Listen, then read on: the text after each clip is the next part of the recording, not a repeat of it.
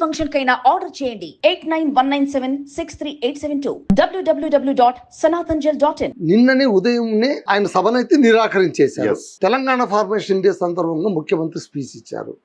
ఆయన మాటల్లో ఉన్న ఎక్కడ కూడా పొర్రపాటున కూడా ఎందుకు ఈ విషయం ప్రస్తావించలేదు? ఇలా వచ్చారు, ఇలా సభ పెట్టాలనుకుంటున్నారు, ఇది మంచి పద్ధతి కాదు, తర్వాత ఎప్పుడైనా పెట్టుకోవచ్చు. మళ్ళీ ఎందుకు అంటే ఇప్పుడు వాళ్ళు ఏమడుగుతున్నారంటే ఎందుకు మీరు మాకు అనుమతి ఇవ్వలేదు అంటారు. దాన్ని మీరేం చెప్తారు? కాదు చేస్తారు సార్. ఇప్పుడు మీరే అంటున్నారు ఎక్కడైనా పార్టీ పెట్టుకోవచ్చు, ఎక్కడైనా మీటింగ్లు పెట్టుకోవచ్చు, దానికి ఎవరు అడ్డు కాదు పొడుగు కాదని మీరే అన్నారు. అలాంటప్పుడు పవన్ కళ్యాణ్ వచ్చి తెలంగాణలో మీటింగ్ పెడితే మీకు అందరికీ ఏంటి ఉలుకు? మీరు ఎందుకు అభ్యంతరం చెప్తున్నారు? మాకేం అభ్యంతరం ఎందుకు దాన్ని వద్దని మీరు నిరాకరించారు? నేను అందుకే ఆయన అదే అన్నాడు. ఆయన ఏమన్నాడు?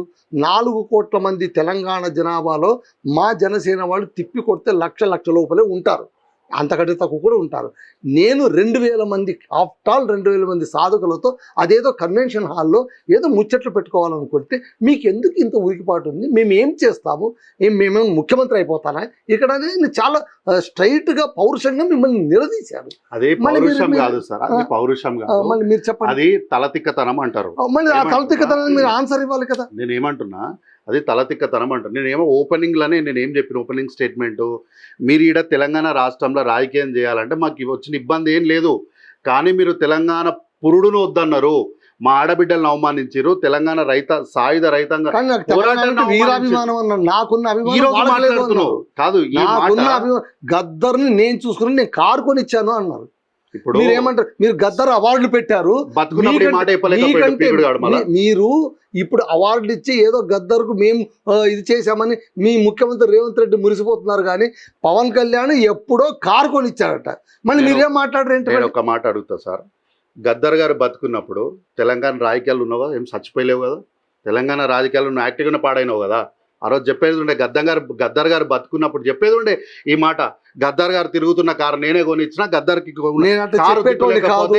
మరి ఇప్పుడు ఎందుకు చెప్తున్నావు? మీరు ఎవరు చెప్పట్లేదు, ఇప్పుడు ఎందుకు చెప్తున్నావు? ఎవడన్నా అడిగి సందర్భం వచ్చింది కాబట్టి చెప్తున్నాను. అది ఏంది నాకు అవమానించారు కాబట్టి సందర్భం ఏంది అంటే, ఇప్పుడు గద్దర్ గారి విషయం చెప్తే గద్దర్ గారు లేచి వచ్చి ఈడు పవన్ కళ్యాణ్ గారు అబద్ధాలు చెప్తున్నాడు అని చెప్పి నీ చెంపలు వలగొట్టే పరిస్థితుల గద్దర్ గారు లేరు. కాబట్టి చనిపోయిన మనిషి మీద నేను ఇష్టానికి మాట్లాడవచ్చు, నిజాలు చెప్పడానికి గద్దర్ గారు లేరు అన్నటువంటి నీ కృత్రిమ ధైర్యం.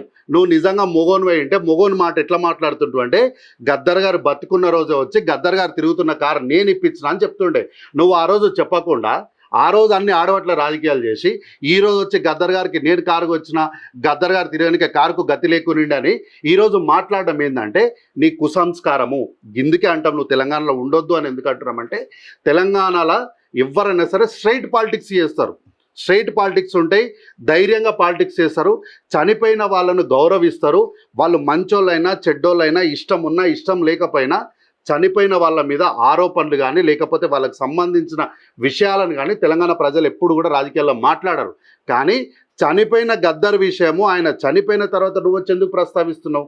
ఒకటి. రెండోది, ముఖ్యమంత్రి ఎందుకు మాట్లాడలేదు రేవంత్ రెడ్డి గారు నిన్న స్పీచ్లో అంటే, మాకు విఘ్నత ఉంది సార్, మాకు విఘ్నత ఉంది, వెనకబాటు కాదు విఘ్నత ఉంది. చంద్రబాబు నాయుడు మీకు సాఫ్ట్ కార్నర్ ఉంది కాబట్టి కూటమిలో సభ్యుడు కాబట్టి ఎందుకు మాట్లాడాలని? వీడవాడు కూటమిలో సభ్యుడు, కూటమి కదండి వీడవాడు కూలోడు వాడు. సార్ మీ రేవంత్ రెడ్డి గురువు చంద్రబాబు నాయుడు గారు గెలిచిందే పవన్ కళ్యాణ్ వల్ల సార్. ఇగో ఒకటి, ఆయన చంద్రబాబు నాయుడు గారు 40 సంవత్సరాల రాజకీయాల్లో ఆయన ముఖ్యమంత్రిగా ప్రతిపక్ష నాయకుడిగా పనిచేసినప్పుడు ఈయనకు అసలు లేదు, ఏమీ లేదు. ఈయనకు ఆ మాట అనొద్దు నేను, కానీ ఈయనకి ఏమి కూడా లేదు. ఈరోజు ఇదే రోజు ఏ కూటమిలో ఉన్నాడో గదే కూటమిలో ఉన్న నాయకులు కింద ఊసబెట్టి మోకాల మీద గుండుకి పంపించారు. కాబట్టి ఈ రోజు ఏంటంటే క్రెడిట్ చోరీ కొట్టేయడంలో ఆయనకు మించిపోయిండు.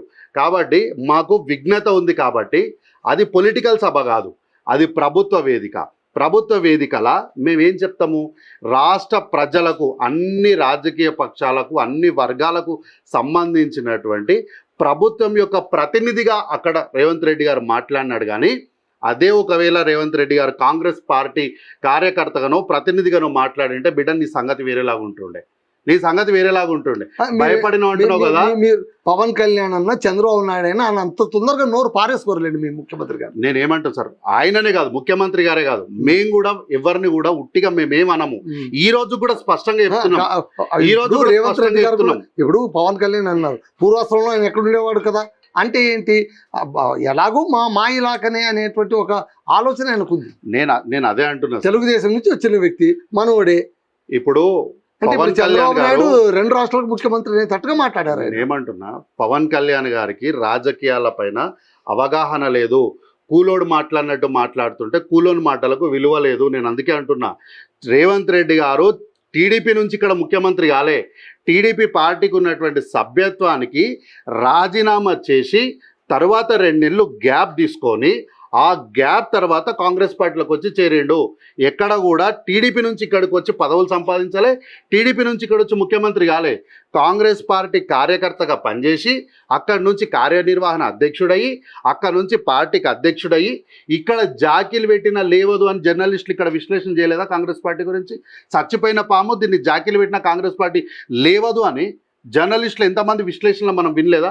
అట్లా లేవదన్నటువంటి పార్టీని ఈరోజు అధికారంలోకి తీసుకొచ్చి కూర్చోబెట్టిండు. సమన్వయం పాటించడం అది చాతకంతనం కాదు, విఘ్నత.